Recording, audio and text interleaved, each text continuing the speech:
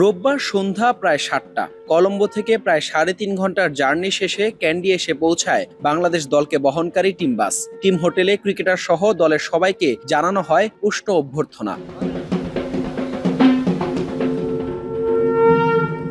প্রেমাদাসায় সিরিজের দ্বিতীয় ওয়ানডেতে লঙ্কানদের বিপক্ষে রেকর্ড গড়া জয়ের পর কিছুটা স্বস্তি ফিরেছে টাইগার শিবিরে। টানা ৭ ওয়ানডে হারের পর এই জয়ে কিছুটা ফুরফুরে মেজাজে মেহেদী হাসান মিরাজের দল। টিম বাস হোটেলে পৌঁছালে একে একে নেমে আসেন মিরাজ, ইমন, তামিম, শান্ত, মোস্তাফিজরা। তাদেরকে ফুল দিয়ে স্থানীয় সংস্কৃতির আবহে বরণ করে নেয় হোটেল কর্তৃপক্ষ।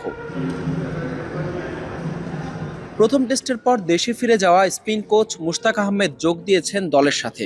এদিন ক্যান্ডিতে টিম বাস থেকে নামতে দেখা যায় তাকে। এদিকে আগের ম্যাচে ফিল্ডিং এর সময় চোট পাওয়া নাজমুল শান্তকে শেষ ম্যাচে পাওয়া নিয়ে আছে শঙ্কা। তবে জানা গেছে সুস্থ আছেন এই বাঁহাতি ব্যাটার। তবে চিকিৎসার জন্য যুক্তরাজ্যে পাড়ি দেয়া হেড কোচ ফিল সিমন্সকে শেষ ওয়ানডেতেও পাওয়া নিয়ে আছে সংশয়। মঙ্গলবার সিরিজ নির্ধারণী তৃতীয় ও শেষ ওয়ানডে। তার আগে সোমবার পাল্লেকেল্লেতে বাংলাদেশ সময় রাত 8:30টায় ফ্লাড লাইটের আলোয় অনুশীলন করবে টিম টাইগার্স। এই ম্যাচে জিতে সিরিজ নিজেদের করে নিতে চাইবে মেহেদী হাসান মিরাজের দল। তৃতীয় ওয়ানডের পর ক্যান্ডিতেই সিরিজের প্রথম টি-20 খেলবে বাংলাদেশ। হাসান আল মারুফ, যমুনা স্পোর্টস, ক্যান্ডি, শ্রীলঙ্কা।